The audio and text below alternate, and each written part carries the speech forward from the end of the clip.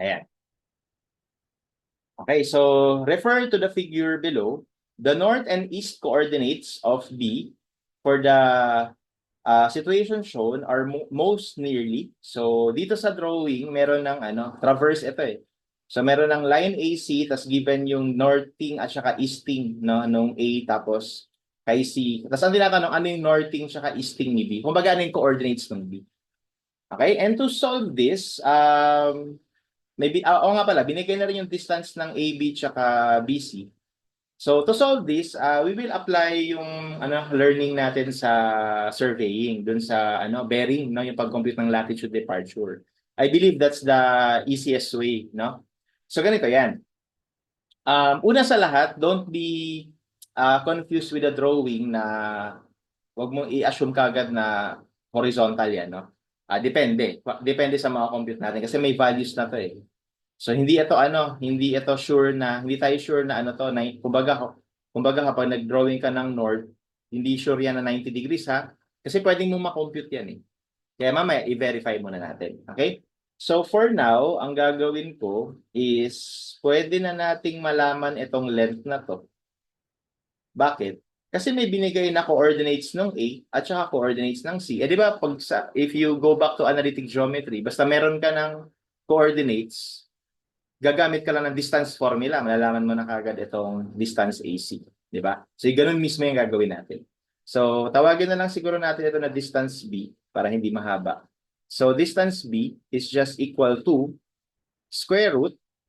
Again, at this is because we have the coordinates. So, lumalabas kasi ang coordinates dito, di ba yung E, X, tapos yung north-south is Y. So, pwede pong sabihin na ito ay 850 and 1,300. Tapos ito namang C ay 900 and 1,800. Ayan. So, gamit yung mga coordinates na yon, we have 900 minus 850 squared plus 18 minus 13 squared. So, again, this is distance formula lang ito. Okay? So, kumpitin natin yan. Square root of 900 minus 850 squared plus 1.8 minus 1.3, 500 lang yan. Retsuin ko na para hindi mahaba. Okay, so that's this value, 502.49. Lagay ko sa B. Okay, or lagay ko sa A na lang. 502.49 meters. Okay, so yun yung distance na itong length na to, no? And the reason why I calculated that is because I want to know this angle. Ay, gusto kong malaman itong angle na to. So, tawagin natin yan na angle A or alpha na lang siguro.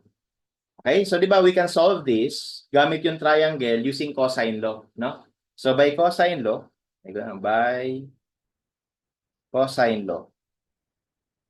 So again, ang attempt natin is solve yung alpha.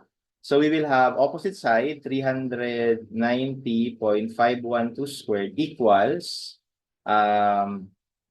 ito B, so 502.49 squared plus 430.116 squared minus 2 times 502, so hindi magkakasya. Ito na lang, minus 2 times 502.49 times 430.116 times cosine of alpha. And from here, solve natin yung alpha. Retsunin ko na, R cosine 390.412 squared minus yung A squared minus yung 430.116 squared over negative 2 502 times 430.116. So that gives me 48.75 degrees. Ayan. So meron ako ng alpha, no? And the reason why I'm trying to calculate alpha is because I want to know ano yung bearing nitong AB. Okay, kasi pag nalaman natin yung bearing ng AB at tapos meron ka pang length, di ba malalaman mo na kagad yung latitude tsaka departure niya? Which makes everything simpler. Kasi pag alam mo yung latitude tsaka departure, then malalaman na natin kung ano yung horizontal tsaka vertical distance between A and B. And because meron naman tayong coordinates ni A, that's the time we can identify kung ano yung coordinates ng B. Okay? So, para makomplete natin yung bearing ni AB, ang next ko na kukunin is yung bearing naman, ibahin ko kulay, yung bearing naman ng AC. Okay? Bearing of AC. So, paano kunin yun? Okay? So, para makuha yon, because we have the, we have the coordinates, note that, kumpletuhin ko to ha.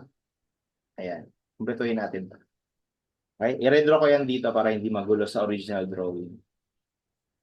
Hindi ba ito ay yung B, na alam na natin yung value? Okay? Tapos, kung ito yung hinahanap ko na bearing ni AC, hindi ba ang tawag natin dito, latitude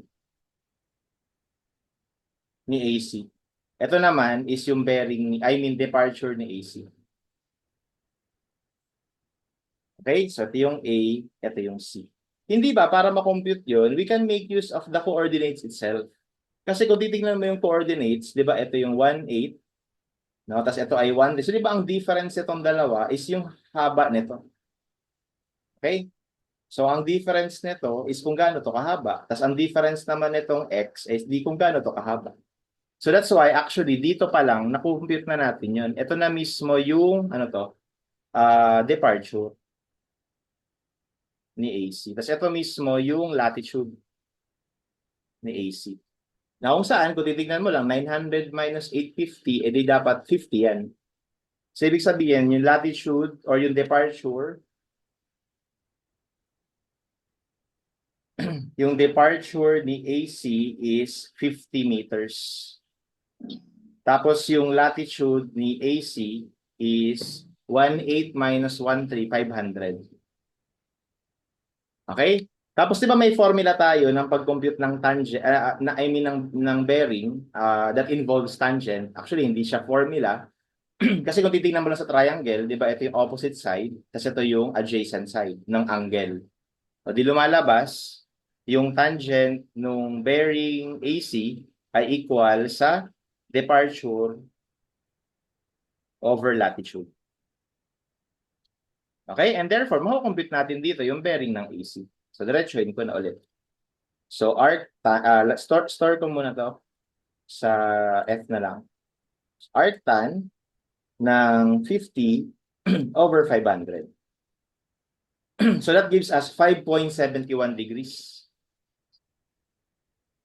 Okay? So, alam ko na yung bearing ng AC. No? So, 5.71 degrees. Store natin sa E.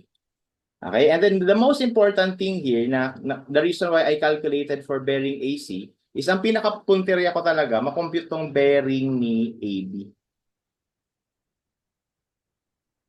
Yun talaga yung pinaka-goal ko. Okay, kasi again, ulitin ko, once na meron na akong bearing ng AB, tapos meron ako ng length AB, makukompute ko na yung latitude and departure ng AB na makakatulong na makompute yung coordinates ng B. Okay, kasi meron naman tayong coordinates ng A.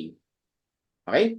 So now, going or proceeding to this, so let's calculate for BAB muna. Bearing of AB based on the figure, no?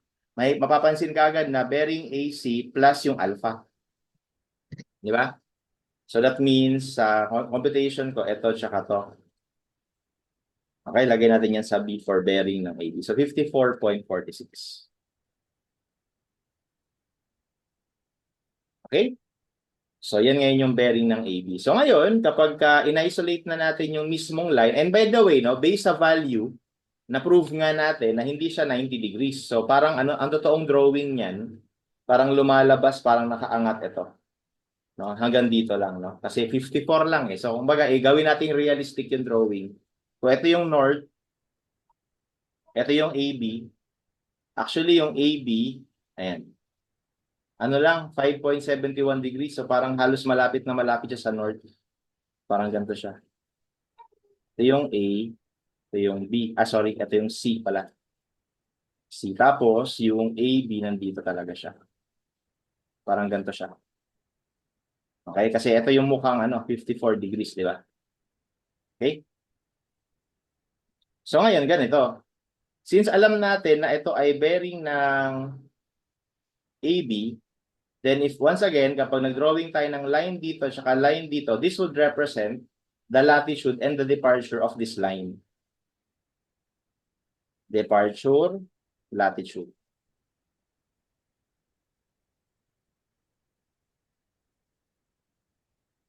Okay?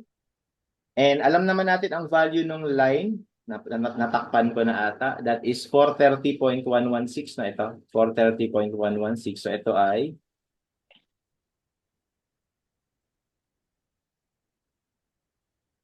okay?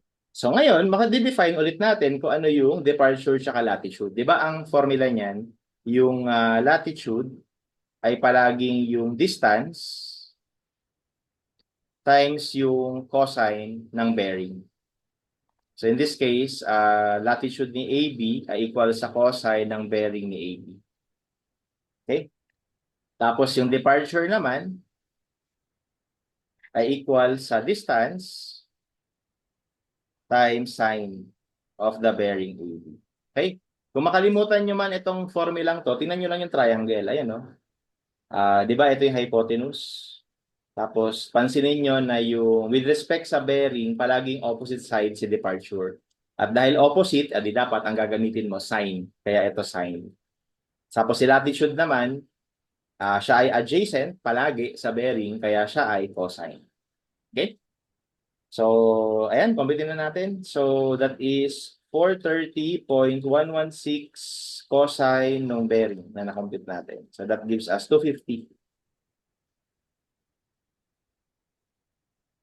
Tapos, yung departure, that's 350. No? Okay? And now that we have the latitude and the departure, how do I figure out ano ang coordinates ng B? Oh, based on the drawing, hindi ba yung coordinates ng A ay 850, 1,300? 850, 1,300. So, lumalabas ngayon na kung halimbawa lang, no, halimbawa, ito yung reference axis natin. Yung reference, ito yung 0, 0. Okay? So, lumalabas ngayon sa drawing, ito yung 850. Diba? Yan yung 80. Tapos ito yung ano, ito yung 1,300. Okay, so ibig sabihin, para makuha ko yung coordinates ng B, okay, kung mapapansin, kailangan ko to eh. Ito yung coordinates ng B. Oh. Ito yung isting ng B. Okay? Hindi ba yung isting ng B is 850 plus itong sukat na to? Which is itong sukat na to or yung departure AB. Okay? Which is na-compute na natin. Tapos, yung ano naman, yung northing naman nung B, bali ito naman yon. Ito naman yon, no? Northing ng B. Okay, so once again, based on our reference, so gawin ko lang pula yung reference para hindi nakakalito. Or gawin ko lang ng itim.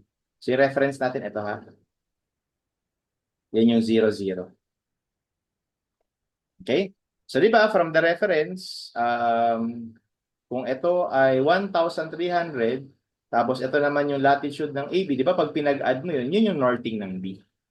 Okay? So therefore, ang easting ng B ay equal sa 850 plus yung latitude departure ni AB na 350. Okay? Tapos yung northing ni B is, ano yun? 1,3. No, 1,3 plus yung latitude ni AB which is 250. And this gives us 1,2 tsaka 1,550.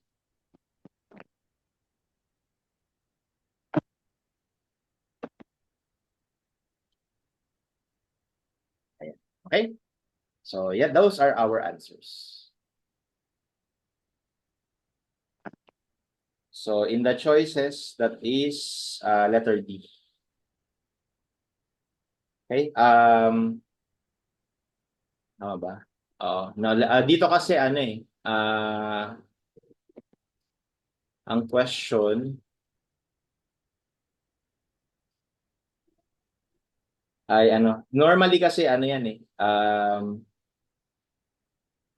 ayun, nakalagay naman, no, north and east. So, naka-specify sino yung una, sino yung pangalawa. So, yung north, 1,550, tapos yung east, 1,2. Okay? So, that's how we solve this particular problem.